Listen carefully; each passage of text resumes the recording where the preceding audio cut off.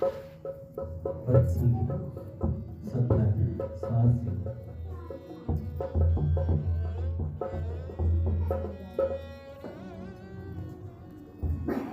मेरी शक्ति थक गई सारी, उद्यम बल ने मानी हार। मेरी शक्ति थक गई सारी, उद्यम बल ने मानी हार। हुआ चूर पुरुषार्थ गर्व सब, निकली बरबस करुण पुकार। हुआ चूर पुरुषार्थ गर्व सब, निकली बरबस करुण पुकार। शक्तिमान है शक्ति स्रोत है, करुणामय है परम उदार। शक्तिमान है शक्ति स्रोत है, करुणामय है परम उदार। शक्तिदान दे कर लो मुझको, यंत्र रूप में अंगीकार। शक्तिदान दे कर लो मुझको, यंत्र रूप में अंगीकार। करो सभी तम तुरत सूर्य सम, करो दिव्य आभा विस्तार। करो सभी तम तुरत सूर्य सम,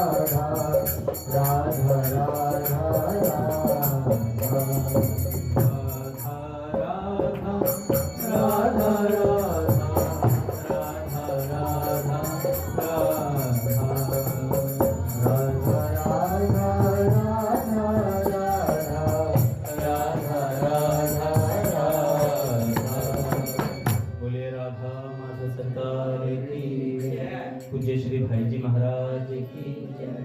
पूज्य श्री राधा बाबा की जय। पूज्य मैया की जय। अपने प्यारे भैया की जय। पूज्य दादा की जय। भक्तवत्सल भगवान की जय। हरि बोल। बड़े सौभाग्य का क्षण है कि आज भी हमें सत्संग और कीर्तन का परम लाभ प्राप्त होगा। पहले स्वामी जी महाराज के कुछ वचन सुनेंगे, उसके बाद पूज्य बाबा का चरित्र सुनेंगे।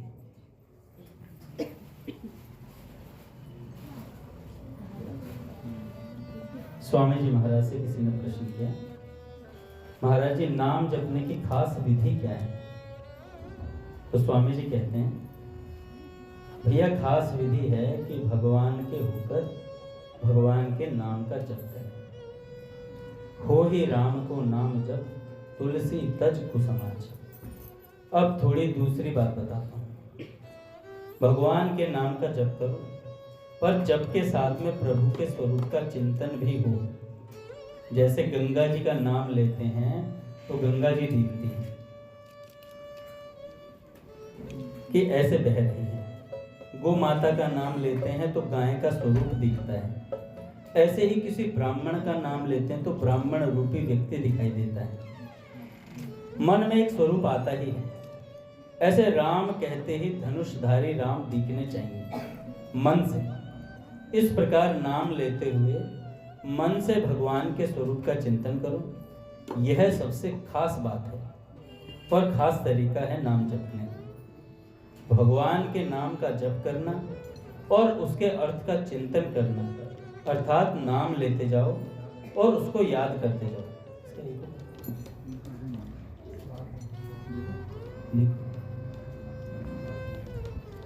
आगे स्वामी जी कहते हैं कि श्री कृष्ण के भक्त हो तो उनके चरणों की शरण होकर श्री कृष्ण शरणम मम है। इस मंत्र को जपते हुए साथ साथ में श्री कृष्ण के स्वरूप को भी याद करो। नाम जप की यह खास विधि है। एक विधि तो उसके होकर नाम जपना और दूसरी विधि नाम जपते हुए उसके स्वरूप का ध्यान रखना। कहीं भूल हो जाए नाम जप में तो जोर से पुकारो, कहो हे नाथ मैं आपको भूलूं नहीं। बार बार कहते रहो। भूल जाओ तो फिर बोलो, हे प्रभु मैं भूल गया, बचाओ नाथ। मेरा मन नाम जपते हुए कहीं और चला गया, हे नाथ मुझे बचाओ। भगवान से ऐसे प्रार्थना करो तो भगवान मदद करेंगे। उनकी मदद से जो काम होगा वह काम अपनी शक्ति से नहीं कर सकोगे। इस वास्ते भगवान के नाम का जप और उनके स्वरूप का ध्यान, ये दोनों साथ में हो तो सोने पे सुहागा है। भगवान के नाम का जप और उनके स्वरूप का ध्यान। देखो नाम जब कहीं दिखावटीपन में ना चला जाए। मैं नाम जपता हूं, लोग मेरे को भक्त माने, अच्छा माने, लोग मेरे को देखें, ऐसा भाव तो बिल्कुल नहीं होना चाहिए नाम जपते वक्त। यह भाव होगा तो नाम बिक जाएगा, नाम का पूरा फल नहीं मिलेगा, क्योंकि आपने नाम को मान बढ़ाई में खर्च कर दिया।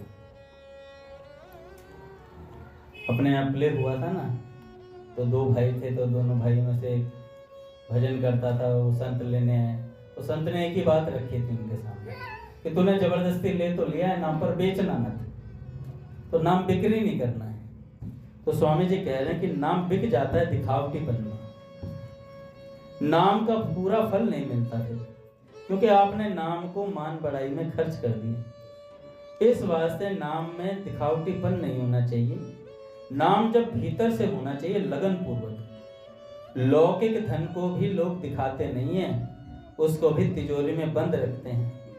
तो लौकिक धन जैसा भी नाम जप का धन नहीं है क्या, जो लोगों को दिखाया जाए, लोगों को पता लगे तो क्या भजन किया, गुप्त रीति से करें, दिखावटीपन बिल्कुल ना आने पाए। नाम जप करते रहें, बस एकांत में करते रहें, मन ही मन करते रहें, मन ही मन से पुकारें, हे नाथ मैं आपको भूलूं नहीं। लोग देख लें तो उसमें शर्म आनी चाहिए कि मेरी गलती हो गई नाथ, लोगों को पता लग गया मेरे भाव का।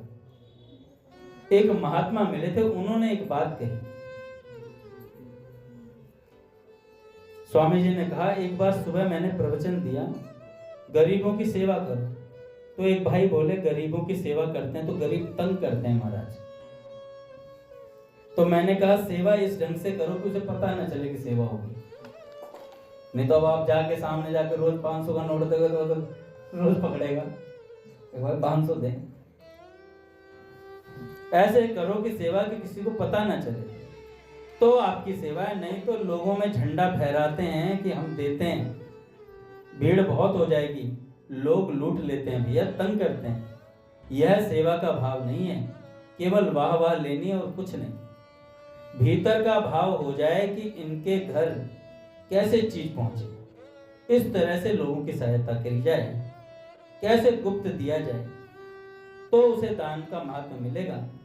ऐसे ही गुप्त रीति से भजन हो, भगवान के नाम का जब भीतर ही भीतर हो। नाम जब भीतर से नहीं होता हो तो बोल कर करो, कोई परवाह नहीं, पर भाव दिखावटी पने का नहीं होना चाहिए। कोई देख भी ले तो वह इतना दोष नहीं है, प्रत्युत दिखावे का जितना हमारा भाव रहेगा उसमें दोष लगेगा कि मैं 2-4 माला करूं, लोग मेरे को देख ले एक बार। सामने वाला क्या कर रहा है ये मैटर नहीं, आपका भाव क्या है। तो स्वामी जी कह रहे हैं, नाम जब भीतर से नहीं होता तो बोल कर करो। आप नित्य निरंतर भजन में लग जाओ, कहीं कोई देख भी ले तो सावधान हो जाओ। उसके लिए यह नहीं कि हमारा भजन ही बंद हो जाए, देख लिया तो मैं भजन नहीं करूंगा। भजन तो करो ही, पर भाव बदलने का प्रयास करो धीरे धीरे। किसी ने देख लिया तो अब यार मैं तो भजन दिख गया, अब छोड़ना पड़ेगा भजन, अब माला टांग दी, अब भजन नहीं करो। नहीं करो, भाव बदलने का प्रयास करो साथ में। दवाई भी यही है। तो स्वामी जी कहते हैं, पहली बात है नाम जप की विधि। पहले क्या है, पहला तरीका है भगवान का होकर भजन करें। दूसरा है भगवान का ध्यान करते हुए भजन करें। तीसरा गुप्त रीति से करें, और चौथा निरंतर करें, क्योंकि बीच में छूटने से भजन इतना बढ़िया नहीं होता। निरंतर करने से एक शक्ति पैदा होती है। जैसे माताएं बहनें घर में रसोई बनाती हैं, तो रसोई बनावे तो 10-15 मिनट बनाना छोड़कर फिर घंटे भर बाद में शुरू करें तो वो मजा नहीं आता रसोई बनाने में, जितना एक बार में सब कुछ निपटा के आता है। फिर थोड़ी देर बनाए रसोई, फिर घंटा भर आराम करें। इस प्रकार करने से कभी रसोई बन पाएगी, दिन बीत जाएगा पर भोजन नहीं बनेगा। लगातार किया जाए तो चट बन जाएगा सब। ऐसे ही भगवान का भजन लगातार हो, निरंतर हो, छूटे नहीं। रात दिन सुबह शाम कभी भी छूटे नहीं। नारद जी महाराज ने भक्ति सूत्र में लिखा है, तद अर्पिता अखिलाचारिता तद विस्मरणे परम व्याकुलते। सब कुछ भगवान के अर्पण कर दो, भगवान को भूलते ही परम व्याकुलता हो जाए। जैसे मछली को जल से बाहर कर दिया जाए तो वह तड़फड़ाने लगती है, इसी तरह भगवान की विस्मृति में हृदय में व्याकुलता होनी चाहिए। नाथ भगवान को भूल गए, गजब हो गया भाई, भगवान को भूल गए, गजब हो गया। उसकी विस्मृति ना हो, लगातार उसकी स्मृति रहे और प्रार्थना करें, हे नाथ मैं आपको भूलूं नहीं, ऐसा कहता रहे और निरंतर नाम जप करता रहे। तो स्वामी जी ने 5-6 बातें बताई। पहला, भगवान का होकर भजन करें। दूसरा, भगवान का ध्यान करते हुए भजन करें। तीसरा, गुप्त रीति से करें। चौथा, निरंतर करें। और 5वें में कहते हैं स्वामी जी महाराज, इसमें एक बात और खास है कि नाम जप करते हुए कोई कामना ना करें कि मैं माला फेरता हूं तो मुझे अमुक वस्तु मिल जाए, मेरी छोरी का ब्याह हो जाए, मैं नाम जपता हूं तो धन मिल जाए, मेरा व्यापार में नफा हो जाए। ऐसी कोई भी कामना ना हो। यह जो संसार की चीजों की कामना करना है, यह भगवान के नाम की बिक्री करना है। इससे भगवान का नाम पुष्ट नहीं होता, उसमें शक्ति नहीं आ पाती। आप खर्च करते रहो मानो हीरों को पत्थरों से तोलते हो। भगवान का नाम कहेंगे तो धन संग्रह हो जाएगा, नहीं होगा तो क्या हो जाएगा, मेरा पोता हो जाए, अब पोता हो जाए, अब पोता हो गया तो क्या हो गया। नहीं हो गया तो क्या हो गया? एक विष्ठा पैदा करने की मशीन पैदा हो गई, एक विष्ठा पैदा करने की मशीन पैदा हो गई, तो क्या हो गया? नहीं हो जाए तो कौन सी कमी रह गई? वह भी मरेगा, तू भी मरेगा और सब मरेंगे। पर इनके लिए भगवान के नाम को बेच देना बड़ी भारी भूल है। इस वास्ते तुच्छ वस्तुओं के लिए जिसकी असीम अपार कीमत है, उस भगवान नाम की बिक्री ना करो भाई, सौदा ना करो, कामना ना करो। नाम महाराज से तो भगवान की भक्ति मिलती है, भगवान के चरणों में प्रेम होता है, भगवान की तरफ खिंच जाए, यह बात मांगो भगवान से। क्योंकि भगवान की तरफ मन खिंच जाए, ये मांगना होने पर भी कामना नहीं है, मांगना होने पर भी कामना नहीं है। क्योंकि कामना तो लेने की होती है और इसमें तो अपने आप को भगवान को देना है। आपका प्रेम मिले, आपकी भक्ति मिले, मैं भूलूं नहीं, ऐसी कामना खूब करो भाई।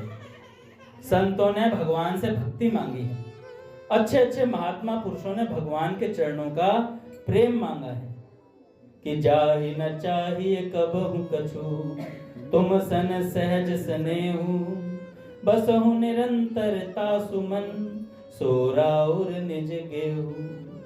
भगवान शंकर भी मांगते हैं भाई कि बार बार बर मांगहूं, हर्ष देहु श्री रंग, पद सरोज अन पायने, भक्ति सदा सत्संग। तो शंकर भगवान की कौन सी कमी रह गई अगर भक्ति मांग ली तो? यह मांगना सकाम नहीं है। तीर्थ दान आदि जितने पुण्य हैं, श्री राम जय राम जय जय राम, श्री राम जय राम जय जय राम, श्री राम जय राम राम, श्री राम जय राम जय जय राम, श्री राम जय राम जय जय राम, श्री राम जय राम जय जय राम। बोलिए राधा माधव सरकार की जय। माँ ध्यान रखें थोड़ा।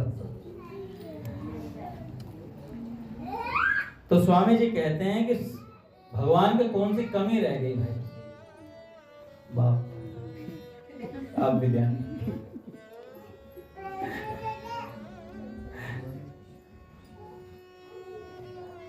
देखो बच्चे हैं, बच्चे शोर मचाएंगे, पर भैया ने कहा माँ बाप की जिम्मेवारी है उन्हें कैसे सत्संग से निकालना है अंदर की तरफ। तो चूं करते ही बाहर हो जाए। बाहर ये नहीं मंदिर से बाहर हो जाए, सत्संग तो सुनना पड़ेगा, हमसे लेके भी सीढ़ियों में बैठो। तो स्वामी जी कहते हैं कि भाई देखो, शंकर भगवान ने भक्ति मांग ली नाम के बदले, तो कोई कमी रह गई क्या? उन सबका एक फल मांगे कि भगवान के चरणों में प्रीति हो जाए। हे नाथ, आपके चरणों में प्रेम हो जाए, आकर्षण हो जाए। देखो सबसे बड़ी बात है बाबा, कितनी सुंदर बात बोली स्वामी जी। कहते हैं कितना ही भजन कर लो, कुछ भी कर लो, सत्संग सुन लो, भगवान मीठे लगे, इससे ऊंची कोई बात नहीं। सब साधनों का फल है भगवान में मिठास आ जाए, भगवान को दर्शन करे तो मीठापन लगे, भगवान की बात सुने तो मीठे लगने लग जाए। तो भगवान मीठे लगने चाहिए, बस यही खास बात है। कि आप ठीक चल रहे हो, भगवान आपको मीठे लग रहे हैं ना, अच्छे लग रहे हैं, मजा आ रहा है भगवान को देखकर। के बने हुए हैं, और भगवान अच्छे नहीं लग रहे तो फिर गड़बड़ है। मैं तो बाबा आज एक को देख रहा था, कह रहे पूरा कुंभ बीत गया, इतने महात्मा थे, दिव्य महात्मा थे, लेकिन मीडिया वालों ने और संसारी लोगों ने निष्कर्ष निकाला मोनालिसा और वो IIT बाबा, वो नशे में रहता है, उसे लोग संसारी नशा चढ़ा रहे दूसरे वाली को। दो पूरा सेलिब्रिटी बना रहे, तो पूरे कुंभ में और कुछ नजर ही नहीं आया लोगों को। इतने बड़े बड़े दिव्य उच्च कोटि के महात्मा थे, उनसे जाकर मिलना था। महंत पीठाधीश्वर जो भी हैं अभी, चूना पीठाधीश्वर हो गए, मलुपीठ सरकार हो गए, उन संतों के उनमें पांडालों में जा जाकर सत्संग सुनना चाहिए था। ऐसी बात होनी चाहिए, कोई बात सुनते सत्संग की, कोई भगवान की बात पकड़ते। पर लोगों को चाहिए बस कैमरा, हैं? वो खोज निकाली कुंभ की और बड़ा मजे से लेकर के डायलॉग मार के बोलते हैं कि सब पीठाधीश्वर धरे के धरे रह गए और एक मलंग आया और महफिल लूट कर ले गया। वो मलंग पलंग पे बड़ा मिल रहा है अभी। मलंग नहीं है वो, और नशे में मलंग है। भगवान की भक्ति से कुछ मतलब नहीं है, ना भगवान है उसके पास ना संसार है, इसलिए वो मलंग नजर आ रहा है। ओरिजिनल चीज चाहिए नहीं भाई, सब दिखावा में चल रहा है। वो लीड लगा रहा है, आराम से इंटरव्यू दे रहा है। भाई क्यों दे रहा है फिर, जब तू मलंग ही है तो थप्पड़ मार। देखे मैंने कुंभ में एक महात्मा, कोई पास से जा तो चिमटा दे दे के मार। मलंग ही बनना था, ऐसा बनना। स्कूटी पे एक माता जी जा रही, कमर में ठोक दिया। वो बेचारी कहने में कुंभ में गलत आ गई।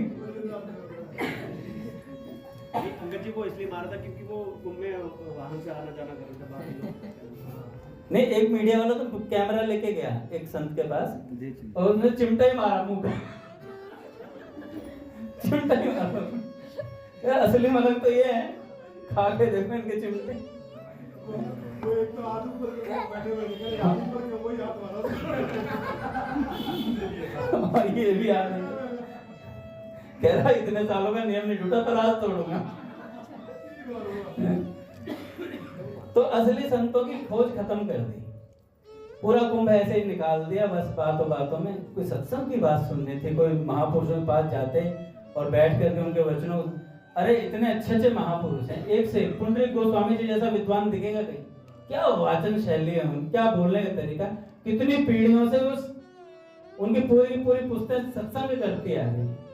उनकी वाणी को सुनने बड़े बड़े महात्मा बैठते हैं। मुरुपीर सरकार सामने बैठ, काशने जी वाले जो महाराज शरणानंद जी महाराज है, वो सामने बैठते हैं। क्यों सुनते हैं? क्योंकि इनकी वाणी में ओज है, वो परंपरा से मिली हुई वस्तुएं हैं इनके पास। तो ऐसे महात्माओं को सुनना चाहिए, वहां जाकर सत्संग सुनना चाहिए।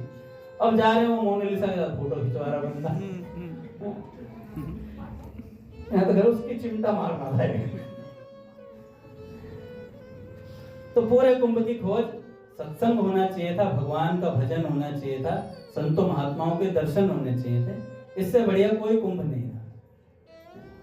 वो भी 144 साल बाद आया। और मेरे को तो बहुत हंसी आती है, 144 साल बाद आया और लेकर के क्या आ गई। तो भैया अपने को तो भैया मीठे लगने चाहिए भगवान, जो कैसा भी हो, कितना ही बड़ा सत्संगी हो कोई हो, उसमें भगवान मीठे नहीं लग रहे। बस अब मान लो बस सत्संगी बोले जा रहे हैं, वो मीठे उसे खुद नहीं लग रहे भगवान, तो आनंद नहीं आएगा, रस नहीं आएगा उसमें। अब बाबूजी प्रवचन बोलते हैं पूज्य भाई जी, आप कभी सुनकर देखना, 1 घंटा सुनोगे ना तो मैं बता रहा हूँ कई महीनों तक बाबूजी के एक प्रवचन का असर रहता है। ऐसी मीठी वाणी है पूज्य बाबूजी की, और बाबा की तो बात ही अलग है। इन महापुरुषों की वाणी सुनो, स्वामी जी का एक प्रवचन सुन लो ढंग से, तबीयत दिल लगाकर सुन लो, आवाज समझ में आए ना, पर दिल लगा सुन लोगे ना, ऐसी बातें बोलते हैं बीच बीच में, आनंद आ जाता है। तो भगवान का नाम लेते हुए आनंद मनाओ, भगवान मीठे लगे, प्रसन्न हो जाओ। भैया आज मेरे मुख पर भगवान का नाम आ गया, हम तो निहाल हो गए, आज हमने नाम ले लिया भगवान का। आज तो भगवान ने विशेष कृपा कर दी, जो नाम मुख में आ गया। नहीं तो मेरे जैसे के लिए भगवान का नाम मुख पर आना तो बड़ी मुश्किल बात थी। जिनके याद करने मात्र से मंगल हो जाए, ऐसे भगवान का नाम मेरे मुख पर है। स्वामी जी कहते हैं और तो और जिस नाम को शंकर भगवान जपते हैं वो नाम हम जप रहे हैं। कितनी विलक्षण बात है कि तुम पुनि राम राम दिन राती, सादर जपहूं अनंग अराती। वह नाम हमें मिल गया, कलयुगी तो हम जीव, और राम नाम मिल जाए तो सज्जनों मौज हो गई, सज्जनों मौज हो गई। भगवान ने विशेष कृपा कर दी हम पर, ऐसी सम्मति मिल गई, हमारे को भगवान की याद आ गई, भगवान की बात सुनने को मिली है, भगवान की चर्चा मिली है, भगवान का नाम मिला है, भगवान की तरफ हमारी वृत्ति हो गई है। ऐसे समझकर खूब आनंद मनाओ, खुशी मनाओ, प्रसन्नता मनाओ। और एक बात और विलक्षण है, स्वामी जी कहते हैं उस पर आप ध्यान दें, बहुत लाभ की बात है। ये कौन सी बात है? छठी बात है। 5 बातें कौन कौन सी होगी स्वामी जी की? पहला, भगवान के होकर भजन करें। दूसरा, भगवान का ध्यान करते हुए भजन करें। तीसरा, गुप्त रीति से। चौथा, निरंतर करें। और 5वां, कोई कामना ना करें। और छठा बात स्वामी जी कहते हैं, जब कभी भगवान अचानक याद आ जाए, छठी बात है कि जब कभी भगवान अचानक याद आ जाए, तो भगवान का नाम अचानक याद आ गया, भगवान की लीला अचानक याद आ गई, उस समय समझो भगवान मुझे याद कर रहे हैं। भगवान मुझे याद कर रहे हैं जब अचानक भगवान का नाम सुनने को मिल जाए। भगवान ने अभी मेरे को याद किया है, नहीं तो मैंने तो कोई परिश्रम ही नहीं किया, फिर भी भगवान का नाम याद आ गया मुझे, भगवान की कथा सुनने को मिल गई। फिर अचानक ही भगवान कैसे याद आए मुझे, ऐसा समझकर प्रसन्न हो जाओ कि मैं तो निहाल हो गया, आज भगवान ने मेरे को याद कर लिया। अब और काम बाद में करेंगे, अब तो भगवान में ही लग जाना है, क्योंकि भगवान याद करते हैं, ऐसा मौका कहाँ मिलेगा। ऐसे लग जाओ तो बहुत ज्यादा भक्ति है। जब अंगद रवाना हुए और उनको पहुंचाने हनुमान जी गए, तो अंगद ने कहा, बार बार रघुनायक ही सुरति कराए हूं मोरी, कि याद कराते रहना राम जी को मेरी। तात्पर्य है, जिस समय अचानक भगवान याद आते हैं, उस समय को खूब मूल्यवान समझकर तत्परता से भगवान में लग जाओ। इस प्रकार ये 6 बातें हो गई भैया। कई भाई कह देते हैं कि हम तो खाली राम राम करते हैं, ऐसा मत समझो, क्योंकि राम नाम कभी खाली होता ही नहीं। राम नाम कभी खाली होता ही नहीं। जिस नाम को शंकर जपते हैं, सनकादिक जपते हैं, नारद जी जपते हैं, बड़े बड़े ऋषि मुनि संत महात्मा जपते हैं, वह नाम अपने को मिल गया, यह तो अपना भाग्य खुल गया भाई। ऐसे इसका आदर करो, जहां कथा मिल जाए उसका आदर करो, भगवान के भक्त मिल जाए उनका आदर करो, भगवान की लीला मिल जाए तो प्रसन्न हो जाओ कि आज तो भगवान ने बड़ी कृपा कर दी। भगवान मानो हाथ पकड़कर मेरे को अपनी तरफ खींच रहे हैं और सिर पर हाथ रखकर कहते हैं, बेटा आजा, आजा बेटा आजा। ऐसे मेरे को बुला रहे हैं, भगवान बुला रहे हैं। इसकी पहचान क्या है? कि सुनने को कथा मिल रही है, ये हमें भगवान बुला रहे हैं अपनी तरफ। भगवान की चर्चा मिल गई, भगवान का पद मिल गया, भगवत संबंधी कोई पुस्तक मिल गई और भगवान का नाम देखने में आ गया, तो समझ लो भगवान ने हमें याद किया है। कल हम बाबा का चरित्र सुन रहे थे, कहां तक सुना प्रहलाद जी ने? शिवलिंग के ऊपर वो चढ़ाते थे, फिर राख, पहले रक्त चढ़ाया, फिर राख चढ़ाई, और राख चढ़ाने के बाद तो बाबा ने कहा, उनके बड़े भाई ने बोला कि आप बार बार पीछे पड़ रहे थे, कह रहे कि तुमने राख चढ़ाई है। तो बाबा ने बोला, घर में कोई भी खराब काम हो वो मैं ही करता हूँ क्या? बाबा ने ऐसे बोला। इतने में माँ आ गई, तो माँ ने बचा लिया, भाई ऐसे परेशान मत करो छोटे को, ये कुछ नहीं कर रहा है। तो बाबा भग गए थे चले गए। एक घटना और घटी कि बाबा छोटे जब थे ना, रूठते बहुत थे। बचपन में चक्रधर बहुत रूठा करता था। जिद्दीपन के कारण यदि मन की चाह के अनुसार कोई काम नहीं होता था तो फटाक से रूठ जाया करता था। यदि मन में कोई बात ठान ली कि यह होनी चाहिए तो ठान लिया, तो वह ठान ही लिया बस। चक्रधर जब लगभग 12 वर्ष के थे तब अपने घर पर किसी बात से रूठ गए। मनाने के अनेक प्रयत्न हुए पर सब विफल हुए। गुस्से में भोजन भी नहीं किया बाबा ने। मां ने मनाया पर चक्रधर नहीं माना। परिवार के और पड़ोस के लोगों ने खूब मनोहार की पर सफलता नहीं मिली। रूठने के कारण घर का वातावरण बड़ा क्लेशमय हो गया। यह नहीं कहा जा सकता। पट खुलेंगे। श्री राम जय जय राम। जय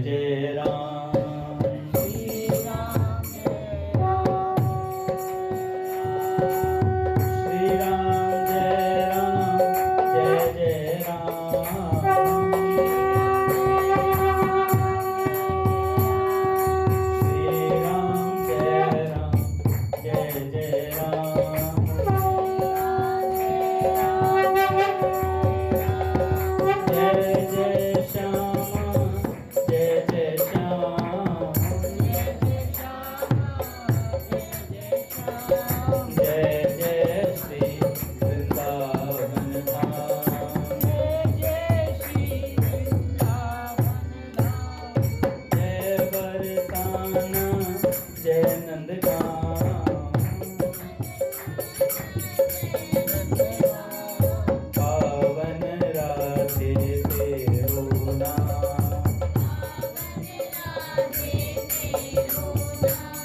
श्री राम जय जय राम,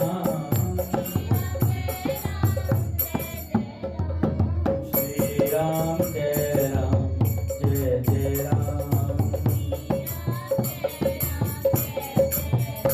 बोलिए राधा माधव सरकार की जय।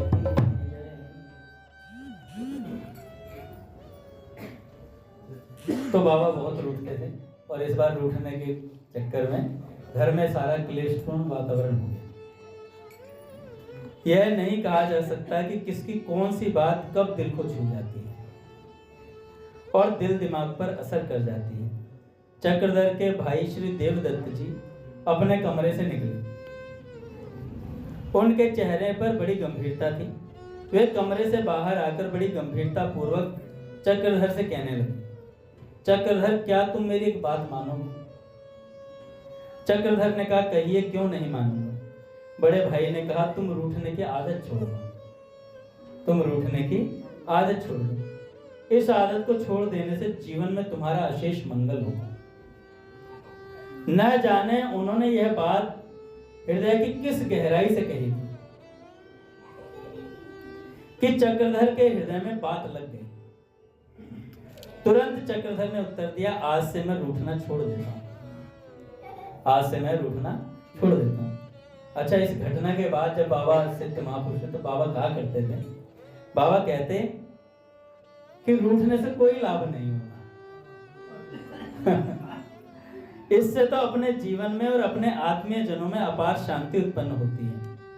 मेरे बड़े भाई ने जो कहा, उस कथन का प्रभाव आज तक मेरे ऊपर है। जब बाबा सिद्ध अवस्था में पहुंचे, रूठना तभी होता है जब मन के अनुसार कार्य नहीं होता है। यहीं पर आस्तिकता की पहचान होती है। उद्वेग रहितता, चिंता रहितता ही सच्ची आस्तिकता की कसौटी है। क्या शब्द प्रयोग करते हैं बाबा? कहते हैं उद्वेग रहितता, कि किसी भी बात से उद्वेग ना हो, और चिंता रहितता, कि किसी बात की चिंता ना हो। यही आस्तिकता की सच्ची कसौटी है। सच्चे आस्तिक में ना तो उद्वेग होता और न कभी चिंता रहती। सच्चे आस्तिक का सहज विश्वास होता है कि मंगलमय प्रभु मेरे लिए वही कर रहे हैं जिसमें मेरा हित है।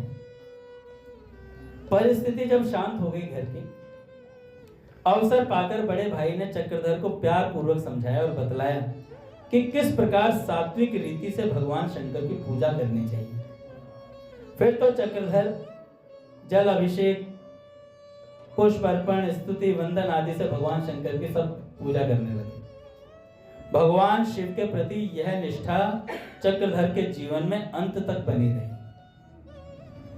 घर पर श्री सत्यनारायण की एक बार कथा हो रही थी, और हिंदुओं के प्राय गांव में एक कथा, सत्यनारायण की कथा होती है। आपने देखा होगा ज्यादातर गांव में या अपने पुराने बड़े बूढ़े सत्यनारायण की कथा वो बाबा एक प्रसाद सा मिलता था, आटे का सा, मीठा मीठा सा, क्या बोलते हैं उसे? माताओं को पता होगा, पंजीरी सी, क्या कसार, कसार। हाँ, वो बड़ा अच्छा लगता था। मिला नहीं, कई दिन से रखवाओ कथा कोई सत्यनारायण की। अच्छा, श्रद्धालु लोग प्रत्येक पूर्णिमा को कथा सुनते हैं सत्यनारायण की, और इस दिन पूर्णिमा का व्रत भी रखते हैं। यदि परिवार के सब लोग व्रत नहीं रख सकें तो परिवार का कोई एक व्यक्ति भी प्रतिनिधि के रूप में व्रत रख लेता है। पंडित श्री महिपाल मिश्र जी के घर पर भी पूर्णिमा को भगवान सत्यनारायण की कथा हुआ करती थी। अनेक बार परिवार के प्रतिनिधि के रूप में किशोर चक्रधर को पूर्णिमा का व्रत रखना पड़ता था। सारे दिन उपवास तो करना ही पड़ता, पर यदि जल बिना काम नहीं चलता तो दिन में एक बार जल लिया जा सकता है। चक्रधर मध्याह्न काल में एक बार शक्कर का शरबत पी लिया करते थे जिस दिन व्रत होता है। संध्या के समय कथा होती थी। भगवान श्री सीताराम जी की आरती होती थी। भगवान श्री शालिग्राम जी का सविधि पूजन होता था। नैवेद्य के रूप में पंचामृत, फल आदि ठाकुर जी को अर्पित किया जाता था। उपवास करने के कारण चक्रधर को ही अर्चना करने के लिए आगे बैठना पड़ता था। उस समय श्री शालिग्राम शिला चक्रधर के लिए शिला नहीं रह जाती थी। उस समय शालिग्राम शिला में उसे भगवान श्री सीताराम जी की स्फूर्ति होने लगती थी। आरती करते समय मन दिव्य भावों से आपूरित रहता था। पूजा के बाद चक्रधर के उपवास का विसर्जन होता था। पूर्णिमा का व्रत तथा भगवान का अर्चन उससे हृदय के सात्विक भावों को भर दिया करते थे चक्रधर जी। हेड मास्टर साहब का प्रेम बाबा से। जिस विद्यालय में चक्रधर पढ़ता था उसके हेडमास्टर साहब का नाम था आदरणीय श्री बलदेव प्रसाद। हेडमास्टर साहब के जीवन में कर्तव्य निष्ठा कूट कूट के भरी हुई थी। उनका अनुशासन बड़ा कड़ा था। एक बार चक्रधर को किसी एक बाल सुलभ चपलता पर 5 बेंत मार दी उन्होंने। पर वह सजा भी हेडमास्टर साहब ने किस प्रकार दी?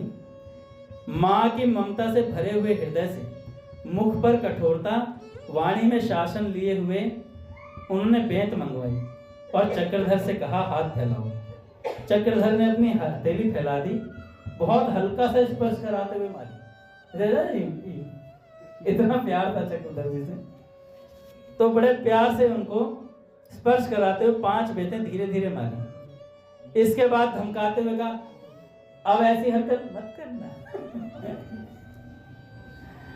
तो आगे से ऐसी गलती करोगे तो विद्यालय से नाम काट दूंगा।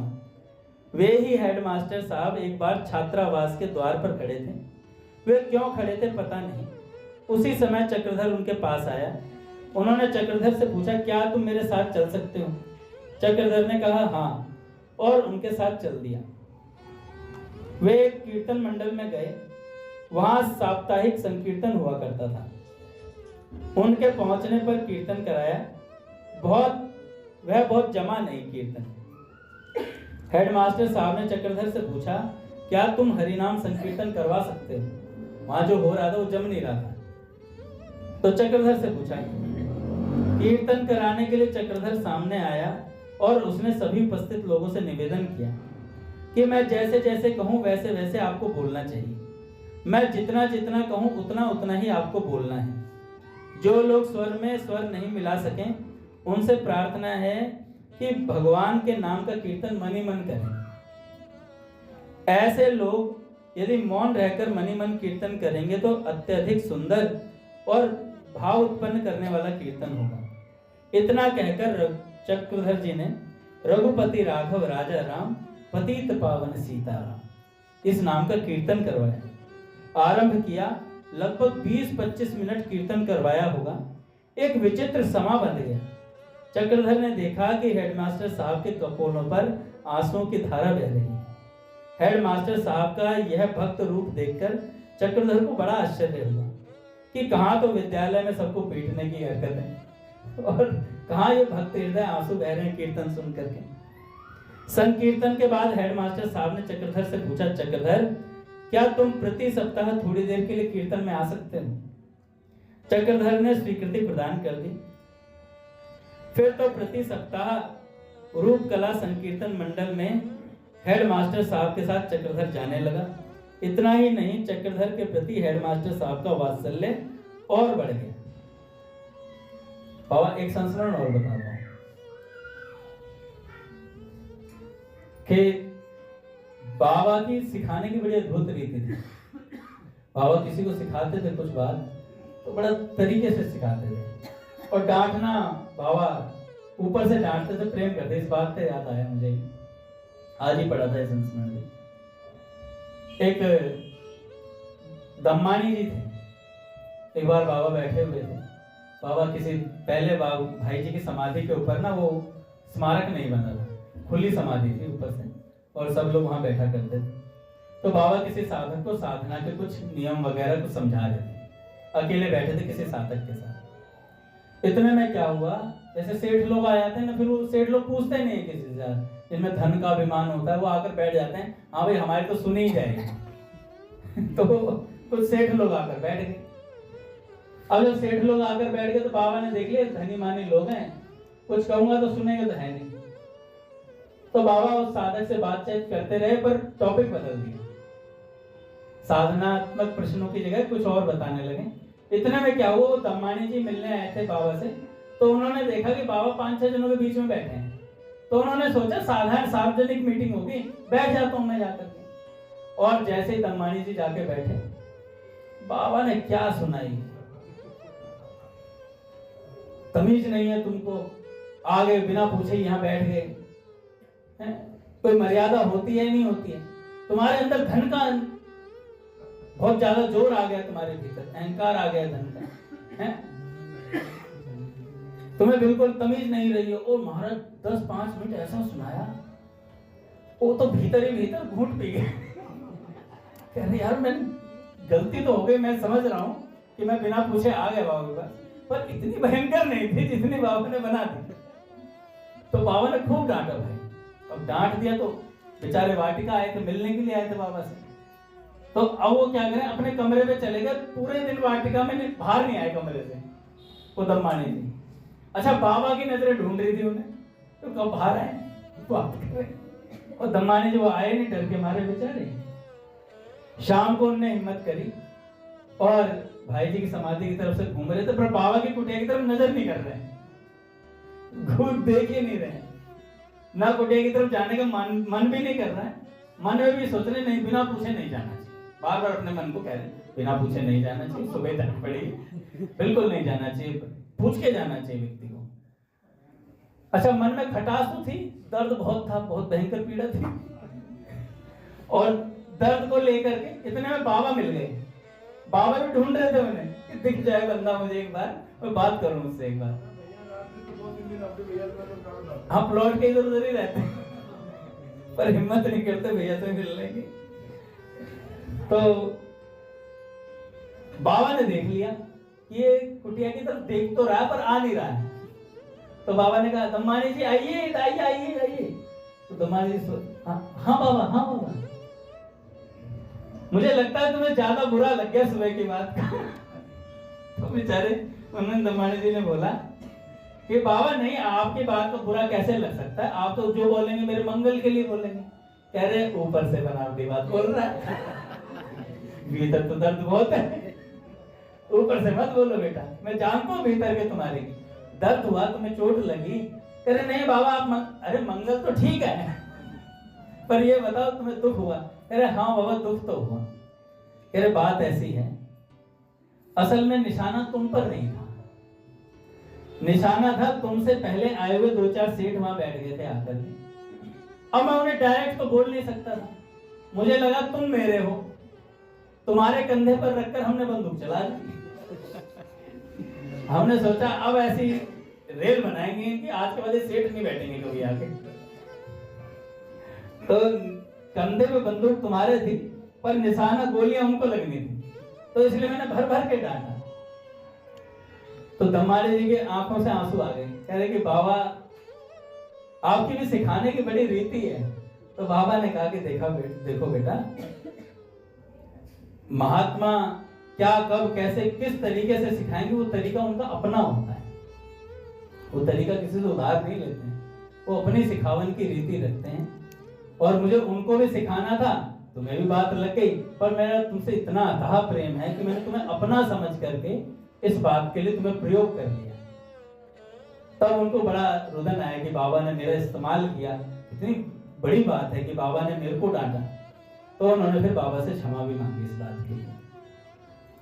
तो भैया महापुरुष क्या सोच करके क्या समझ करके डांटते हैं ये पता नहीं चलता है। समय हो गया है 9:30 का, आगे कल सुनेंगे संगीत प्रतियोगिता बाबा की आरती करते हैं।